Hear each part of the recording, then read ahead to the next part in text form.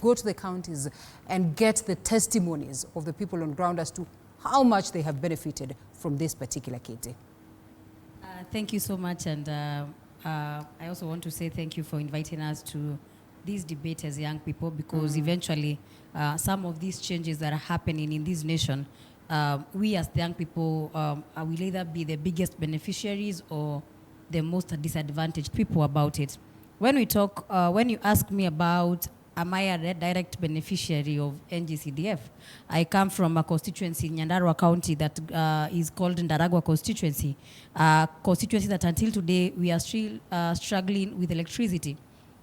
We have homes that have to go kilometers and kilometers to just go charge their phones. I'm in a constituency where we are still talking about unpiped water. I'm in a constituency whereby we are still talking about we having to really struggle in terms of roads development. But every year, when the budget is read, when the allocations are made, I hear the office of the MP is allocated around 170 million, if I check the last financial year. And if I accumulate for the last years, this regime, the previous regime, the money that has been flowing in and out for the longest time, since the NG-CDF came in, we are talking about close to 2 billion. But when I look the reality in the ground, I cannot see 2 billion. Maybe I can see some hundreds of millions, but I cannot see 2 billion. So what am I trying to say? When we talk of NG-CDF being scrapped off, it's we have a very thin line in terms of it has done what it should do, and it has been misused. Because if I was a resident in Murang'a County today, where Ndindi Nyoro happens to be the member of parliament, I would tell you it should not be scrapped off. But again, when I remember where I come from, my neighbors or people around me have to go for kilometers in search of an electricity, something that every other day we hear last mile connectivity.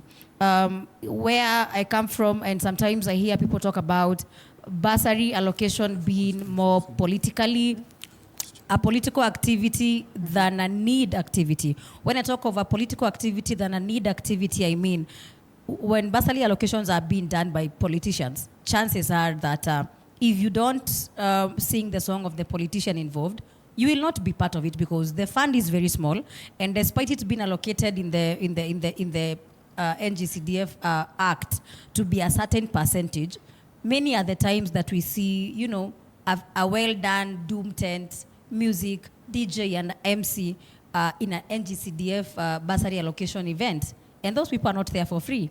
They are paid. So when we do the cost of the bursary being allocated that day that is being given out, and the cost of the whole event, we still wonder, should that money have gone more into bursaries, or should we have paid a national MC, a celebrity to come MC? So when we talk about this fund, as somebody who comes from Mashinani and who stays with Wanjiko every other day, and a young person who is not selfish enough to say that simply because I want to one day be in parliament, I would say that normally somebody would expect me to say that it should remain. But because I've seen the reality of this fund is quite individual in terms of which MP do people have. I have seen people who have seen development for 5 years, then the next member of parliament takes them a notch higher or a level lower. It depends with who is in that seat. So in terms of, for the sake of a constituency that will not have a member of parliament who is accountable, for the sake of those constituencies that are a majority, because when we talk of Ndindi Nyoro and some few other members of parliament, the likes of Kinababu Owino, who are doing so well in terms of when we check with the controller of budget, they are not the majority. The majority are constituencies that we cannot tell. Doesn't that then justify the need to have these monies devolved then, of course, taken to the counties? Because if you're going to talk about Ndindi Nyoro, we are also alive to the allegations that were there. I mean, though not substantiated, of course, just yet, but yeah. That is why I'm saying, if you ask me, I would say it's time that we be alive to our constitution. Okay. Our constitution does not, when we look at NG-CDF in according to the constitution, it's quite unconstitutional. So I still stand with what my colleague said, that we should take it to the devolved government, because we cannot have a member of parliament initiate a project, choose the members of CDF, again or supervise himself in that same project, and again bring us the evidence of what he did and upload in his own website. So we cannot have the same person who is deciding, the one oversighting himself. You cannot be the whole thing in that kitchen. So I think if at all we want to discuss NG-CDF, we have to look at why is the Constitution, why is the High Court, why is the Supreme Court talking about it being unconstitutional?